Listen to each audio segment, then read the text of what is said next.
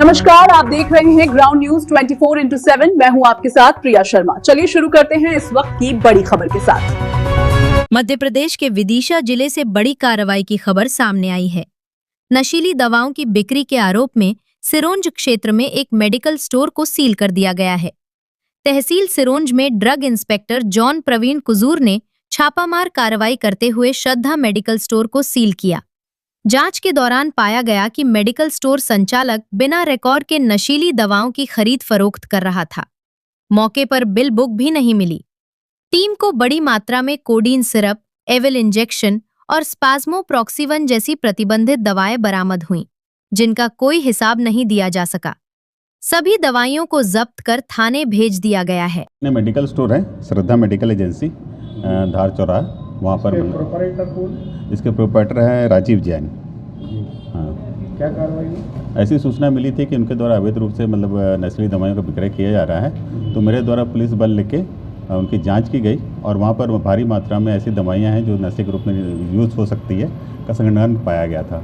भारी मात्रा में कितनी अधिक? कम से कम 100 बोतलें थी, है ना, 800 टैबलेट्स थी, मतलब जो भी है। उनके पास होलसेल का लाइसेंस है, तो उनसे खरीदी और बिक्री बिल का डिटेल मांगा गया है कि उन्होंने किससे जहाँ से खरीदा उनके बिल प्रस्तुत करें और कहाँ का उनको बेचा गया है इसके बिल प्रस्तुत करें। कौन कौन सी दवाएं की इसमें एक अल्प्राजोलम है, कोडीन है, सायरप है, स्पाज्मोप्रॉक्सिवन है, अलग अलग कंपनियों की बहुत सारी दवाइयाँ पाई गई थी।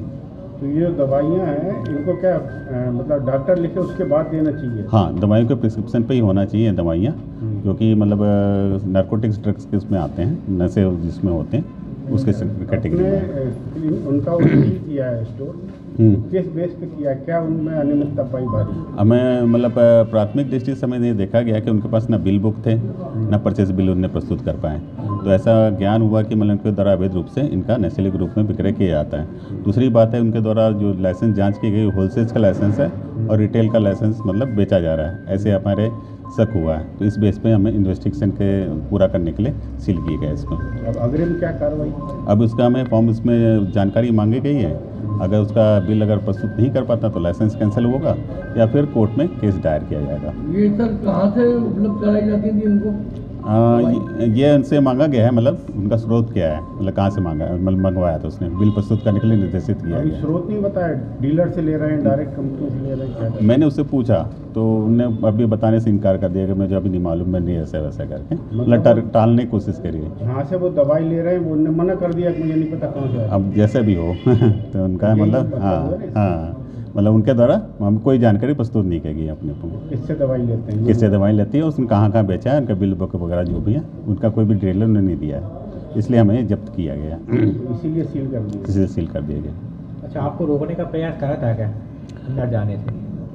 हाँ, शुरू से मैं हम पुलिस बल के साथ गया था, तो उन्होंने अंदर में थोड़ा आनाकानी करी गई थी और पुलिस बल को भी वो किया गया था कि अंदर आने का मना किया जा रहा था उनके द्वारा। जबरदस्ती करके पुलिस बल नहीं, पुलिस अपने नहीं, फिर मैंने उनको समझाया और मैंने उससे जानकारी मांगी तो खुद ही फिर बाद में तैयार हो गए थे।